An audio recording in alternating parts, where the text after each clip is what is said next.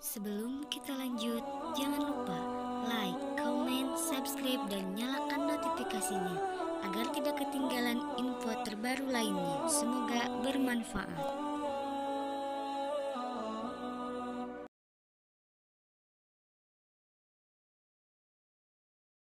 Maka Allah Subhanahu wa taala mengatakan idza jaa nasrullahi wal fath wa ra'aitan nasa yadkhuluna fi dinillahi afwaja fasabbih bihamdi rabbika wastaghfir innahu kana tawwaba.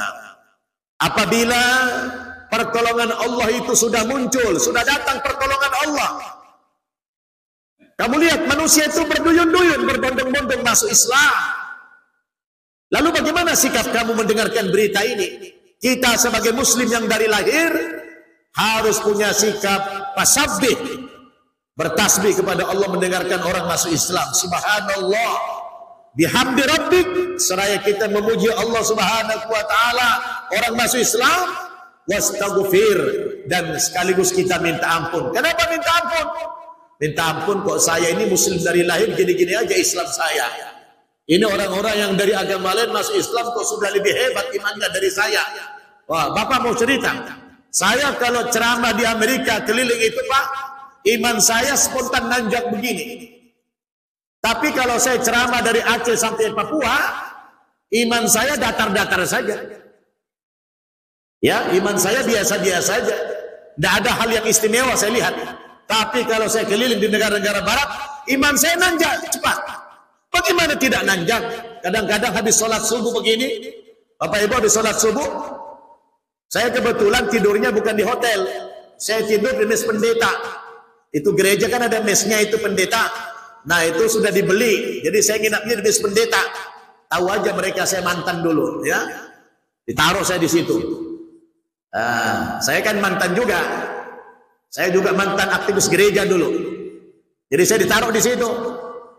Nah, Bapak Ibu, itu kalau kita sholat subuh begini, iseng-iseng saya tanya, brother, Anda sholat subuh di sini berjamaah setiap pagi, kalau boleh tahu, berapa jauh jarak rumahmu dengan masjid ini? Rata-rata yang saya tanya itu, ada yang jawab, saya tadi tiap hari itu 1 jam naik mobil. 1 jam drive. Bahkan ada yang bilang 1,5 jam. Itu setiap pagi. Bagaimana saya tidak menangis? Bagaimana iman saya tidak nambah? Saya aja dari Gadok tadi Pak, dari Gadok, saya tinggal di Gadok sana arah Puncak ke sini pagi itu sekitar 45 menit. Berarti kalau 1 jam itu sampai Cipanas sana, sampai Puncak. Itu kecepatan yang standar saja. Kalau kita pagi hari kan tidak macet. Kalau rata-rata 1 menit 1,5 kilo saja, 1 jam berapa itu? 90 km. Itu setiap pagi ditempuh datang ke masjid sholat berjamaah. Loh kita di Indonesia jarak rumah kita cuma selangkah saja udah sanggup sholat jamaah ke masjid. Betul tidak? Dan itu pun sudah dibunyikan tarheman dari jam 4 pagi. Dengan mikrofon yang begitu kencang, pakai suara luar. Dan juga tersentuh, betul nggak? Orang di Amerika itu jaraknya 90 km datang ke masjid sholat berjamaah. Saya menangis Pak, terharu. Lalu saya tanya, kenapa Anda tidak sholat di rumah saja? Kan Anda ada rukhsah karena terlalu jauh. Apa dia bilang? Ustaz, kalau kami sholat di rumah, siapa yang akan memakmurkan masjid? Kita kan sudah beli gereja dijadikan masjid. Siapa yang akan memakmurkan ini kalau kami sholat di rumah? Maka lil musyrikina ya'muru masajid Allah syahidina ala anfusihim bil kufr. Tidak mungkin orang-orang musyrik yang akan memakmurkan rumah-rumah Allah Subhanahu wa taala sementara mereka mempersaksikan dirinya sebagai orang yang kafir. Maka yang pantas memakmurkan masjid itu siapa? Innama ya'muru masajidallah man amana billahi wal yawmil akhir wa aqama as-salah wa ata az-zakah wa lam yakhsha illa Allah fa asa ulaika yakunu minal muhtadin. Yang pantas memakmurkan rumah Allah itu adalah orang-orang yang mengaku beriman kepada Allah, beriman kepada hari akhirat, lalu mereka mendirikan salat, membayar zakat, tidak pernah takut kecuali hanya kepada Allah Subhanahu wa taala. Mereka itulah yang telah mendapatkan petunjuk dari Allah Subhanahu wa taala. Karena dulu di zaman Nabi, Bapak Ibu, sebelum hijrah, yang mengurus Masjid Al-Haram itu orang-orang musyrik Makkah, orang kafir. Dulu ketua Masjid Al-Haram siapa? Abu Jahal. Wakilnya Abu Lahab. Bendaharanya Abu Janda. Sudah ada belum Abu Janda waktu itu? Ya, itu dikuasai orang kafir. Maka kata Allah, maka lil musyrikina ayyamuru masajid Allah. Tak pantas orang musyrik yang memakmurkan rumah-rumah Allah sementara mereka mengaku kafir. Maka direbut oleh Nabi itu Masjid Al-Haram tahun ke-8 Hijriyah. Yang namanya Fathu Makkah, yang bil ali itu kekuasaan dari orang-orang kafir. Masjid Ka'bah Al-Musarrafah itu berada di bawah kekuasaan kaum muslimin, di bawah kekuasaan Nabi kita Muhammad sallallahu alaihi wasallam. Maka mereka mengatakan, Ustaz, kalau kami sholat di rumah, tidak ada lagi yang memakmurkan masjid. Kita sudah beli gereja dijadikan masjid ini. Maka apapun yang terjadi, kami berusaha untuk hadir ke masjid sholat berjamaah. Padahal Bapak Ibu tahu nggak? Maghrib saja, maghrib itu 9:15. Jam 9:15 baru maghrib. Kalau summer begini, Isya itu sudah jam 11 malam. Dia pulang dari masjid itu jam 12. Perjalanan 1 jam lebih, itu sampai di rumah dia udah jam 1-an. Itu jam 4 pagi sudah nongol, karena subuh di sana 4:15. Terbayang tidak Bapak Ibu?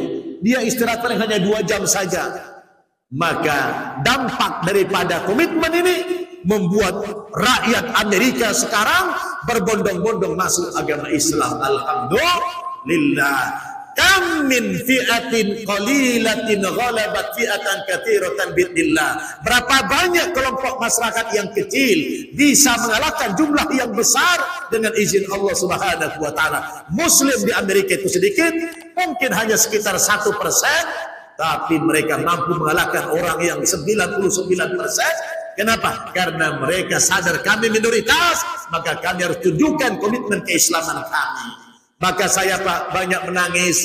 Itu ada jumpa saya dengan seorang bapak orang Indonesia.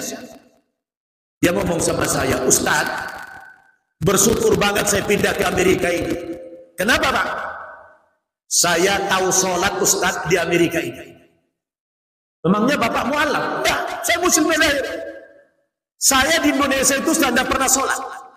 Padahal di mana-mana masjid, di mana-mana musola, di mana-mana orang Islam, dia tidak tersentuh sholat di Indonesia. Ketika dia hijrah ke Amerika, justru dia dapat hidayah di Amerika, sholat di Amerika. Lalu saya tanya, bagaimana ceritanya Pak? Dia bilang, Bapak Ibu, Ustaz, ketika saya sudah tiba di Amerika ini, kerja di Amerika, saya lihat orang-orang Amerika ini tidak punya tujuan hidup. Mereka tidak punya tujuan hidup. Mereka pergi pagi, pulang petang. Pulang kerja mereka pergi kasino, mereka ke bar, mereka ke diskotik. Saya lihat tidak punya tujuan hidup. Sementara saya lihat teman saya yang rajin sholat, wajahnya berseri-seri, hidupnya tenang, dia sakinah. Ada masalah seperti tidak punya masalah. Saya tersentuh melihat teman saya. Dari situ saya mulailah berpikir untuk sholat Ustaz. Belajar sholat saya di Amerika ini. Subhanallah. Ada lagi seorang ibu, orang Indonesia bilang sama saya, Ustaz, saya pakai jilbab di Amerika. Loh kok bisa Bu? Di Indonesia Ibu nggak jilbab? Tidak. Karena di mana-mana orang pakai jilbab, pakai cadar. Betul tidak? Kok bisa Ibu di Amerika pakai jilbab? Dia bilang, Ustaz, ketika saya jalan-jalan udah sampai di Amerika, musim panas kebetulan, saya lihat jalan kemana-mana, itu wanita-wanita saya lihat seperti binatang semuanya. Hanya pakai kancut doang jalan-jalan di keramaian itu berani. Kayak binatang saya lihat semua itu. Tiba-tiba Ustaz dia bilang, saya melihat ada seorang ibu, kayaknya orang Timur Tengah itu, pakai jilbab yang syar'i. Tiba-tiba saya menangis melihat dia pakai jilbab. Di kerumunan orang yang begitu ramai telanjang, dia bisa berani pakai jilbab yang syar'i. Dari situ saya Ustaz tersentuh, maka pulang saya dari situ ke rumah, saya langsung cari jilbab, saya pakai jilbab Ustaz. Subhanallah. Inilah yang Nabi katakan, al-mar'u ala dini khalilihi falyanzur ahadukum man yukhalilu. Seseorang itu sangat bergantung kepada agama temannya. Maka perhatikan, kepada siapa kamu berteman, kepada siapa kamu bersahabat. Dia lihat orang lagi sholat, tersentuh dia. Padahal di sini dia nggak tersentuh. Karena di sana kita minoritas Bapak Ibu, melihat ada masjid makmur itu kan luar biasa, kagum, betul tidak? Maka Bapak Ibu Saudara, harus iri kita dengan orang yang minoritas, betul tidak? Kita Muslim minoritas, kita iri kepada mereka, berkat komitmen mereka. Sekarang Pak, dulu mereka takut dengan Islam. Yang paling saya kaget, dulu pertama kali saya ke Amerika 16 tahun yang lalu, tahun 2009. Itu cari musola Pak, cari prayer room di bandara itu sulitnya minta ampun. Bahkan kalau saya sholat di airport itu, sholat, ya, itu tiba-tiba orang datang nonton saya berdiri. Ketakutan mereka, orang sholat kayaknya teroris begitu. Sekarang kalau kita keliling Pak, itu di airport udah banyak prayer room, ada musola.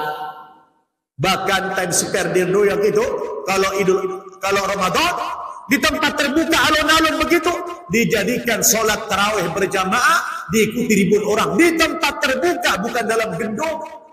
Inilah as-sahwah al-islamiyah al-kubra, kebangkitan Islam yang besar itu datang di negara-negara barat.